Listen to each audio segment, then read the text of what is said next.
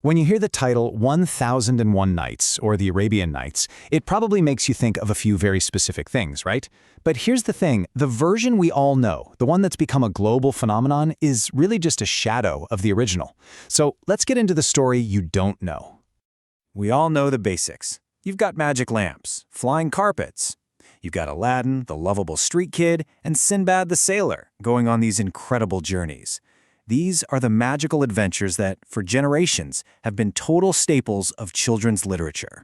Because, and this is the crazy part, underneath all that magic, the real story that holds it all together is shockingly dark.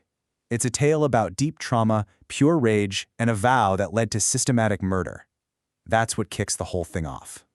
And it's only by really getting a grip on this violent, intense beginning that we can understand the true genius and, honestly, the power of the tales that come next. This is where the story truly begins.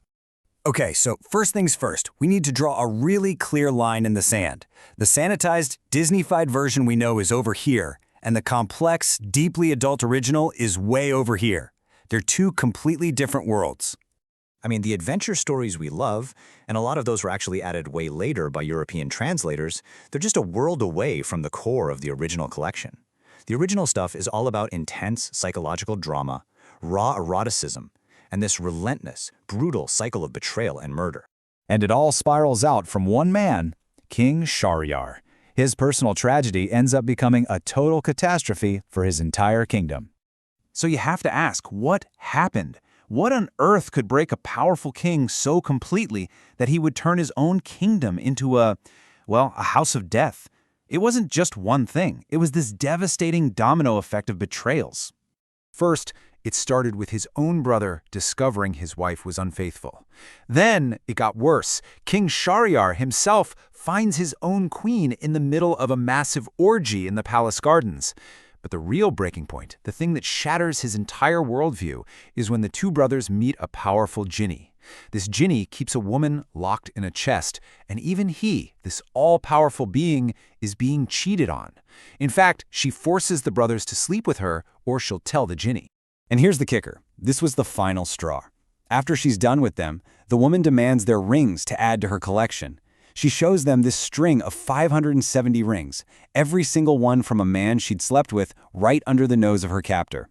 For King Shahryar, that was it. It was undeniable proof that no woman, no matter what, could ever be trusted. He completely loses it. He goes back to his palace, executes his wife, and makes this absolutely horrific vow. He will marry a new woman every single night and have her killed at sunrise. It's a brutal, twisted policy designed to guarantee he can never be hurt again by destroying the lives of countless innocent women. So as you can imagine, the kingdom is plunged into absolute terror. Families are literally running for their lives, and the supply of young women is running out. And it's in this moment of total crisis that a hero emerges, but not with a sword, with a story. This is Scheherazade. She's the brilliant daughter of the king's own vizier, and against her father's desperate pleas, she volunteers to be the king's next bride. But she has this masterful plan, this incredible bit of psychological warfare. She's going to use the king's own curiosity as a weapon against his cruelty. Every night, she'll start a story, and right at the most exciting part, just before dawn, she'll stop. She's forcing him to make a choice. Does he satisfy his rage, or does he satisfy his burning need to know what happens next? So, what kinds of stories did she tell to pull this off? Well, let's just say they were not the G-rated adventures we might be thinking of. She needed tales that were powerful enough to captivate a cynical, traumatized, murderous king.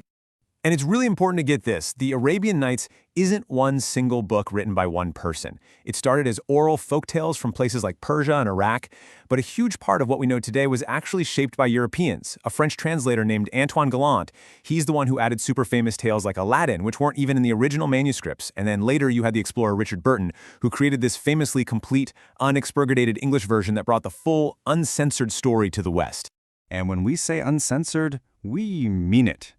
Scheherazade's stories went way, way beyond heroes and monsters. They explored every single facet of human sexuality. We're talking about tales of a princess having an affair with an ape, stories about same-sex relationships, between merchants and boys or between women, and it was all told with these poetic and often very explicit descriptions of desire. Bottom line, these were tales for adults.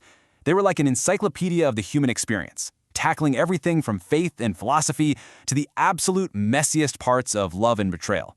Scheherazade was basically holding up a mirror to the king, showing him the whole of humanity, in all its glory and chaos, to try and heal his own broken piece of it. Which brings us to the real takeaway, the ultimate legacy of this whole collection. It's so much more than just a book of cool stories. It's a testament to the power of storytelling itself. And Scheherazade's plan? It worked. For 1,001 nights, that's almost 3 years, she kept the king, and more importantly herself, alive with her tales. Night after night, cliffhanger after cliffhanger, she slowly, brilliantly chipped away at his rage and his grief. And this is why it all matters so much. By the end of it all, King Shahryar is a completely changed man. He's been healed, not by getting revenge, but by empathy. By living 1,000 different lives through Scheherazade's characters, he finally rediscovers his own humanity. He pardons her, and the reign of terror is finally over. So in the end, we're left with this one thought. The story of the Arabian Nights is the ultimate proof that a well-told story, one that just makes you desperate to know what happens next, can be more powerful than a king's absolute authority, more transformative than trauma, and quite literally, the difference between life and death.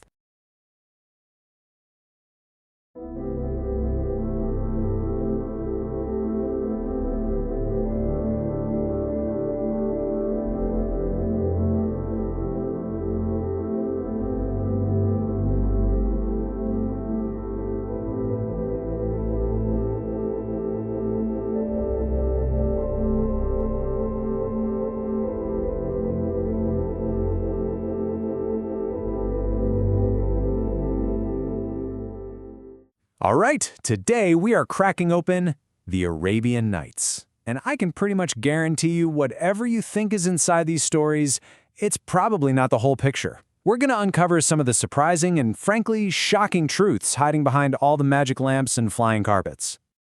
I mean, seriously, what's the first image that pops into your head? For most of us, it's going to be something really specific, something that's been shaped by decades of movies and cartoons. You're probably thinking of a charming hero, a princess, maybe a giant, blue, wisecracking genie, right? Yeah, we've all got this really sanitized, super kid-friendly version of these tales pretty much burned into our brains. But the original stories, the ones that were actually collected over hundreds of years? Whoa. They're a world away from that. They're raw, they're often incredibly brutal, and they're way more sophisticated than you'd think. So let's dive in and see what that really means. Okay, so here's our game plan. First, we'll talk about where these stories even come from. Then we'll get into the gritty details of Ali Baba. After that, we'll see how these tales are basically ancient guides to modern problems, connect them to a huge moment in history, and finally figure out why we're still so drawn to them today. So first things first, these stories aren't just from some single vast Arabian desert. The collection is actually this incredible melting pot of tales from India, from China, from all across Asia. It's a reflection of a world that was already deeply connected by trade, by conflict, and, by the simple fact that everyone loves a good story. And to really see just how different the originals are, let's take a story we all think we know, Ali Baba and the 40 Thieves. I want you to forget the clumsy, goofy bandits from the cartoons. This is a story about life or death stakes. So get this, after the thieves track Ali Baba down, they hide in these massive oil jars outside his house just waiting for the signal to attack. But Ali Baba's maid, who is incredibly clever, she discovers them. Her solution?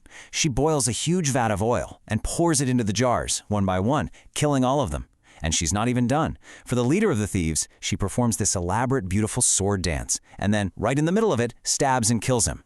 This tells you everything. The original tales aren't simple good versus evil. They're about being shrewd and sometimes ruthless, just to survive in a very harsh world. But it's not all just shock value. These stories have some surprisingly modern lessons about how societies work. Let's look at the story of 3 princes, who each find a magical treasure to try and win the hand of a princess. The oldest prince finds a flying carpet. So, instant transportation, right? Logistics. The second prince finds an ivory tube that lets him see anything, anywhere. That's basically information technology. And the youngest finds an apple that can cure any illness. Hello, healthcare and biotech. You see? These aren't just fantasy items. They represent the 3 core pillars of any advanced society. Well, when the princes find out the princess is dying, they have to combine their treasures to save her. But that creates a whole new problem. Who deserves the credit? Who should get the reward? The king can't solve it, and it just leads to more conflict.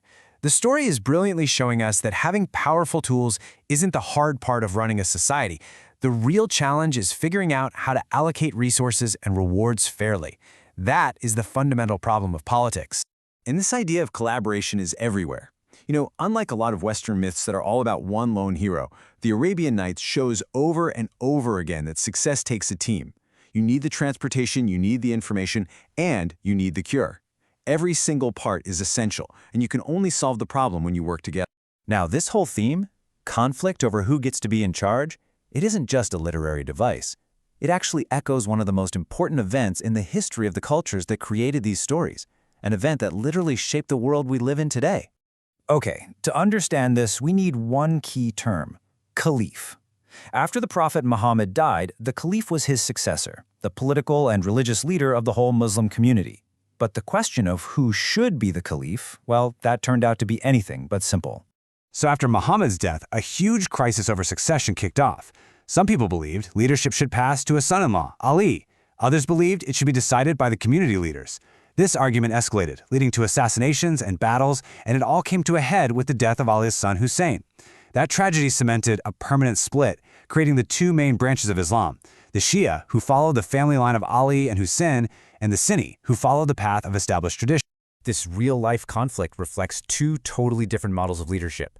Think about it. In farming societies, you value predictability, so a hereditary, firstborn son system makes sense. But for the nomadic cultures of the desert, survival depended entirely on the skill and experience of the leader. One bad decision could get everyone killed. So, that world demanded a merit-based approach, where the most capable person leads, not just the oldest son. And that high-stakes, merit-based mindset is woven all through the Arabian Nights. So why? Why, after 1,000 years, are we still so fascinated by these tales of risk and treasure and survival? Well, the answer might have more to do with our modern world than the ancient one. Think about our lives today. Especially for younger people, everything is meticulously planned and controlled. We have engineered risk almost completely out of existence. But that deep, human instinct for exploration, for facing the unknown and testing our limits, that hasn't gone anywhere. It's a need that's basically being starved. So where does that instinct go? It goes into virtual spaces. We look for adventure in video games set in dangerous worlds. We get lost in fantasy stories, and we go back to ancient tales like the Arabian Nights. These worlds give us the risk, the stakes, and that feeling of discovery that's so often missing from our daily lives. It's a journey into the unknown that we still fundamentally crave. The tales of the Arabian Nights are a powerful reminder that the spirit of adventure is a fundamental part of being human. So, in a world that pushes us towards safety and comfort, it's worth asking yourself, where do you find yours?